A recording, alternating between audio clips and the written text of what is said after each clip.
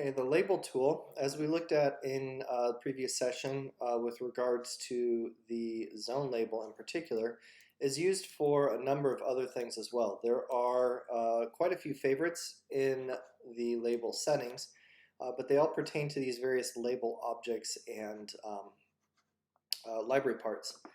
Pulling from the favorites, for example, if I grab this wall tag label, this should be part of the annotation floor plan.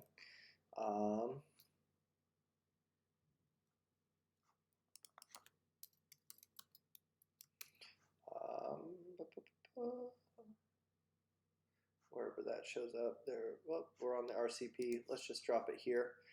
So you notice as I hover over an element, it highlights blue. That indicates that this label is going to be associated to that element. When I place the label, there's placement types here. We'll look at that with the text label in particular.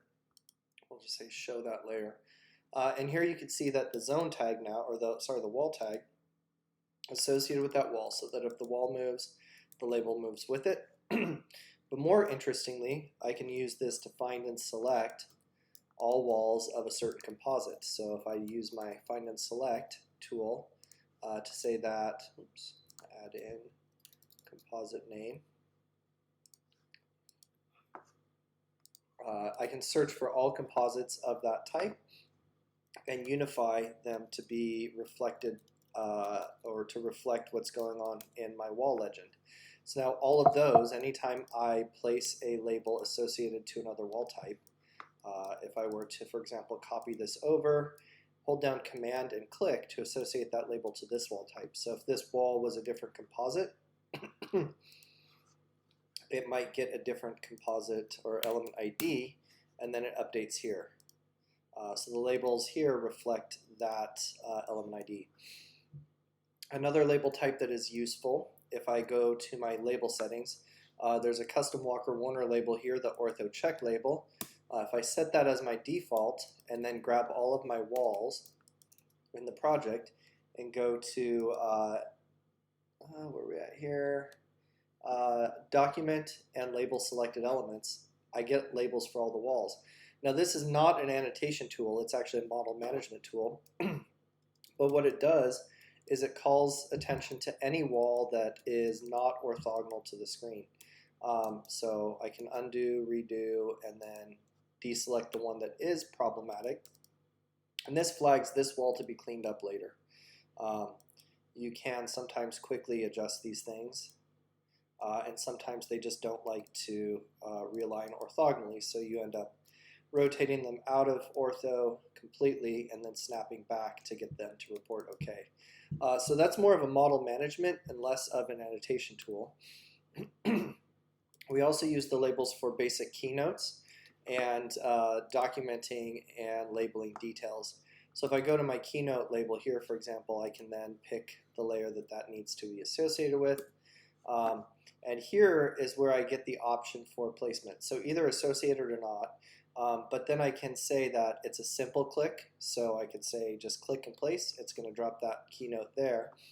Or I can do a 3-point click in the geometry method. So this allows me to then associate to this element and then click for the radius and then align. This is great because you can have annotations, labels associated with different elements, and as you're placing them, you can define the extents and get them all to line up perfectly.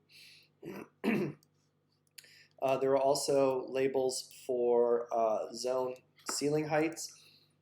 In the favorites, there are basic text labels. So I can say that this is an element ID, for example. The default for this is going to give me the element ID. Any information associated with a label, or sorry, associated with an element being annotated, can be added to the label as auto text. Most frequently, though, this would be like plan notes and things like that. So whatever text you need for annotating a detail. The keynotes just need to be matched up with what the keynotes are shown in the worksheet for the various plans, sections, elevations.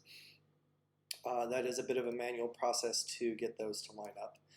Additionally, if I have multiple labels and they're all sort of just all over the place, I can take those labels and use the edit, reshape, and adjust function right here. I can get those to all line up to a vector. This is because I can either select the label leader and move the whole label as a whole, or select the text, which allows me to move that text independent and the arrowhead stays put. Oftentimes what you'll find is, like for example, if this label is associated with this wall, but it's annotating this wall, if this wall gets deleted, those labels get deleted as well.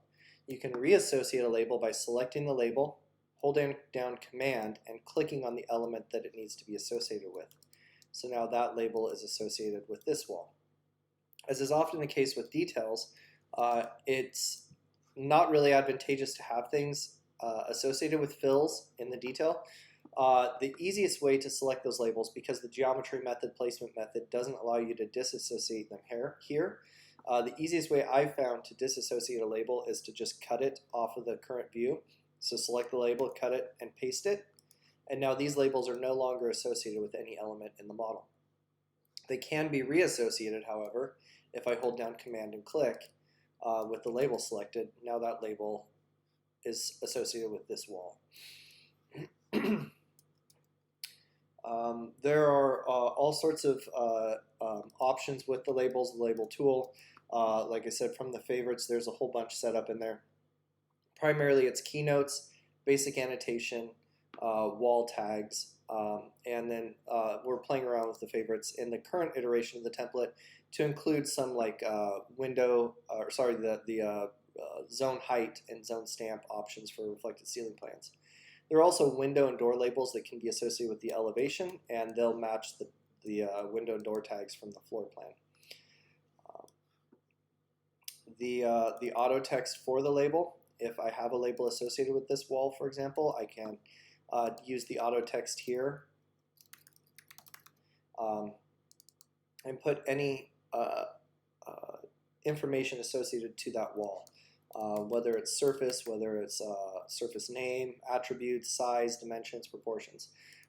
It may not be the most useful thing for our typical documentations, but anytime you need something that's tied to the actual model, content, information, geometry, that can all be placed as an associated label information.